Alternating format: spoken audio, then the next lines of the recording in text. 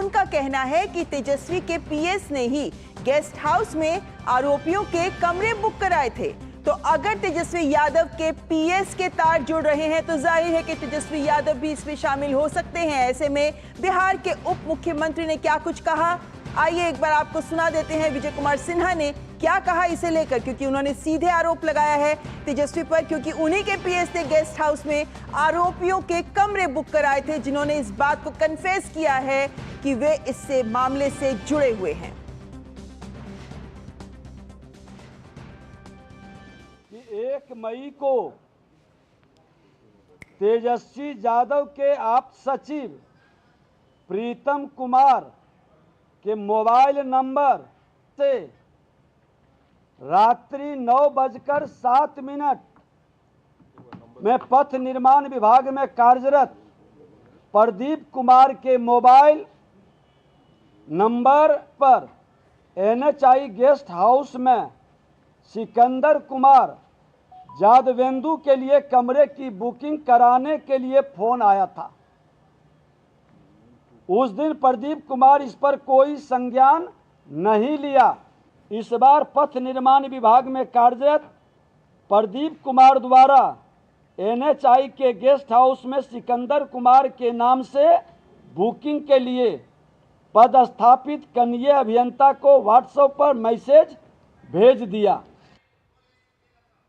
यादव जी जब बंद थे तो इनके सेवा सुरसा में लोग कहते हैं कि लगे रहते थे, सारी व्यवस्था यही करते थे। वहाँ परीक्षा में धांधली की जो विषय आई है, यह पूरा मामला है। मैं मांग करूँगा कि इन लोगों के उच्च स्तरीय जांच हो और बच्चों के भविष्य के साथ जो लोग खिलवाड़ कर रहे हैं, बिहार को बदनाम कर रहे हैं, सत्ता में रहते हैं तब भी नियुक्ति में घोटाला करते हैं और सत्ता से बाहर रहते हैं तब भी नियुक्ति को प्रभावित करने का खेल खेलते हैं।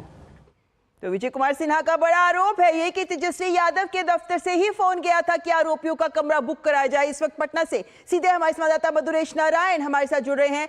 मधुरेश, बिहार की राजनीति में एक भूचाल आता नजर आ रहा है, क्योंकि तेजस्वी यादव उन्हीं का दफ्तर जुड़ा हुआ है उस आरोपी से जिसका कमरा बुक कराया गया है। क्या कहेंगे आप, क्या कुछ प्रतिक्रियाएं आपको भी मिल रही हैं इस वक्त बिहार से?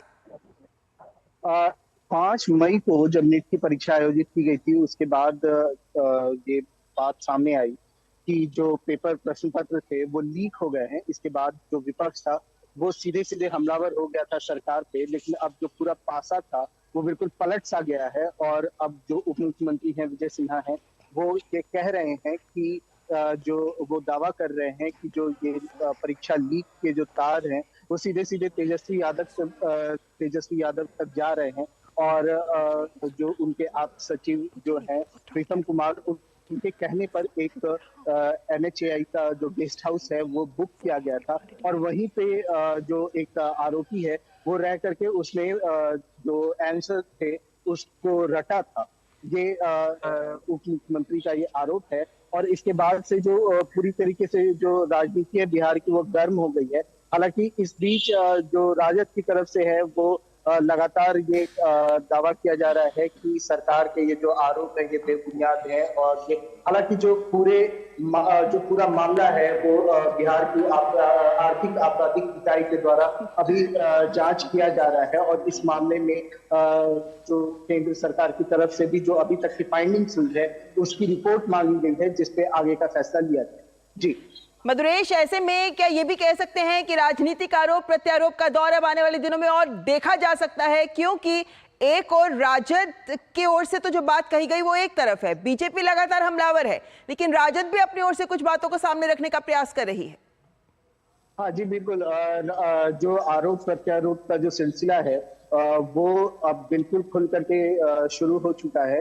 बीजेपी जहां सीधे सीधे तेजस्वी यादव पर हमलावर हो गई है और राजद पे ये सीधे आरोप लगाया जा रहा है कि जब वो सरकार में थे तो भी उन्होंने जो शिक्षक बहाली की प्रक्रिया थी उसको प्रभावित किया। और अब जो सरकार से बाहर हैं तो जो इतना बड़ा मेडिकल एग्जाम होता है उसमें जो नामांकन की प्रक्रिया है वो उसको प्रभावित करने की कोशिश कर रहे हैं। तो कहीं ना कहीं जो बीजेपी की है वो एक बार फिर से लोगों को ये दिखाने की कोशिश कर रही है कि बिहार में राजद फिर से जंगल राज लाने की कोशिश कर रही है। वहीं राजद की तरफ से जो तमाम जो आरोप हैं उनका खंडन किया जा रहा है और राजद एक जहां पहले आरोप लगाती हुई नजर आ रही थी, अब डिफेंसिव मोड में नजर आ रही है और वो बिल्कुल अपने नेता का बचाव करने की कोशिश कर रही है। जी, लेकिन मधुरेश, ऐसे में ये भी समझा जा सकता है क्योंकि जैसे जैसे जांच आगे बढ़ रही है वैसे वैसे तथ्य सामने निकल कर आ रहे हैं, तो आने वाले दिनों में जब जांच और आगे बढ़ेगी और ज्यादा लोग दायरे में आएंगे तब ये भी संभावना बन सकती है कि और ज्यादा लोग सामने निकल कर आए और लोगों के नाम निकल कर आए और लोगों पर गिर सकती है गाज। हाँ जी बिल्कुल, जैसा कि मैंने अभी सुबह में भी बताया था, फिर मैं अभी बता रहा हूँ। अनुराग यादव नाम के एक अभ्यर्थी थे जो नीट परीक्षा दे रहे थे, उनका कबूलनामा सामने आया है। उन्होंने बयान दिया है पुलिस के सामने में कि उनके चाचा के माध्यम से परीक्षा से एक दिन पहले रात में उनको प्रश्न पत्र मिले थे और प्रश्न पत्र जो उनको मिला था और जो उन्होंने परीक्षा में जो जब वो गए तो उनके सामने जो प्रश्न पत्र था दोनों में सवाल बिल्कुल एक थे और दोनों में कोई डिफरेंस नहीं था और उनके सवाल के जवाब वो रात को रट कर गए थे। तो ये कहीं ना कहीं इस तरह के कबूलनामे और भी सामने जल्दी आ सकते हैं क्योंकि आर्थिक अपराध इकाई जो है वो लगातार मामले में जांच कर रही है। बिहार पुलिस में के आर्थिक अपराध इकाई के कुछ जो अधिकारी थे वो अभी एनटीए भी गए थे क्योंकि पुलिस को जांच के वक्त में कुछ जले हुए प्रश्न पत्र मिले थे। इसके बारे में एनटीए से सवाल किया गया था, उनसे प्रश्न पत्र की मूल कॉपी मांगी गई थी जो कि उसे उपलब्ध नहीं हो सका, जिसके बाद एनटीए के जो अधिकारी थे वो सीधे पटना से दिल्ली गए थे और समझा जा रहा है कि आज वो प्रश्न पत्र की मूल कॉपी वहां से लेकर के आ रहे हैं। तो जो यहाँ से अधिकारी गए थे उसमें बताया जा रहा है, सूत्रों के हवाले से खबर है कि इंस्पेक्टर रैंक के अधिकारी थे और एक डीएसपी रैंक के अधिकारी थे और वो आज पटना पहुंच सकते हैं।